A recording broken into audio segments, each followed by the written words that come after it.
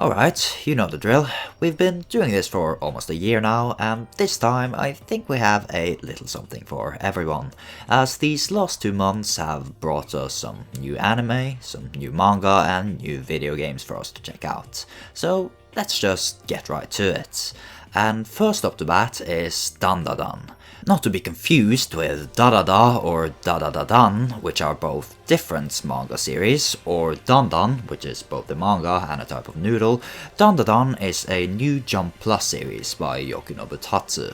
The premise starts off simple enough, with a nerdy guy obsessed with aliens making a bet with a girl who believes in ghosts, in which they'll both go to paranormal hotspots relating to the other's interests in order to prove each other wrong. Of course, the boy going to a haunted tunnel is met with and subsequently possessed by an evil spirit called Turbo Granny, and the girl is abducted by aliens trying to examine her reproductive organs.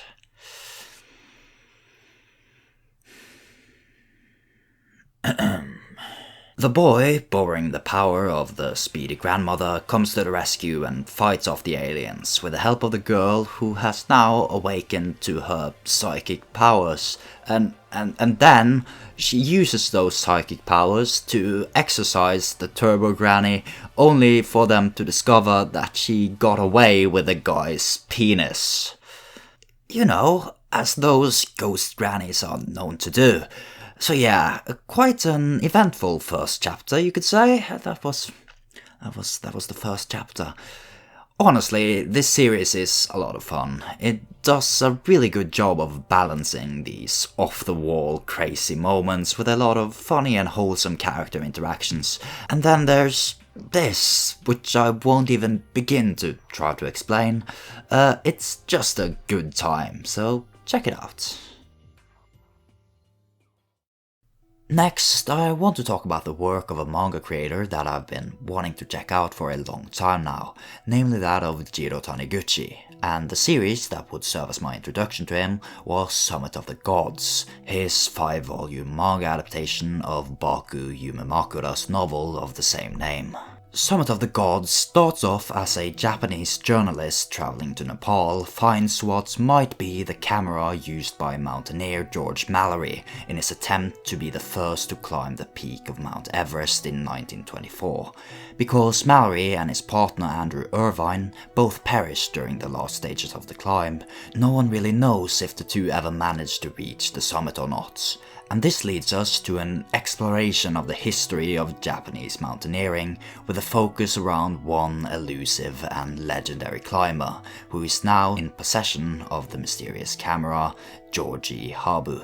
Summit of the Gods is definitely an interesting read, as it sometimes feels more like reading a novel than your typical manga.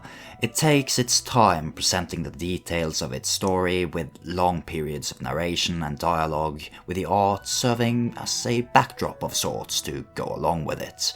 That isn't an attempt to diminish the artwork on display here, however, as Taniguchi really gets to flex his artistic muscles with tons of gorgeously realized vistas of the majestic mountain ranges that really live up to the romantic description they are given in the narrative. Grounded, I think, is the best way to describe this manga, a quality that a lot of stories from this medium doesn't exactly have an excess of. It has absolutely made me want to go check out Taniguchi's other works, so I'm looking forward to more of that in the future. It's weird to think that it's already been 3 years since the first chapter of Deltarune was released, because when I returned to play through chapter 2 last month, it felt like coming back to a familiar game after just a few days break. And that's largely due to the very distinct writing style that Toby Fox has such a knack for. It's as clever, charming and funny as ever, with enough of a hook and strange secrets to give me a craving for more. What can I say, it's more Deltarune, and with both the first chapters being free on Steam, there's really no excuse not to check it out and join in on the fun. Squid Game revolves around a group of society's low-life losers coming together to play a bunch of competitive games made for children. There is one where participants are fighting to throw each other off a tower, and there's one where the teams have to fight over a designated zone, one on offense and one on defense. But my personal favorite is the one where you try to cover as much of the arena as possible with your team's colored ink. And then when you win, there's this cute cat who does a little dance. I actually wrote out a draft for this video about Squid Game a few weeks ago, where I would talk about this strange little gem of a Korean TV series and how you should give it a fair chance. But then it kinda became the most popular thing ever, and now I would feel rather silly taking that approach. So, what do I do now? Well, Squid Game is fun. It's really fun. It has that perfect combination of constant suspense and fast pacing that make it perfect for binge watching.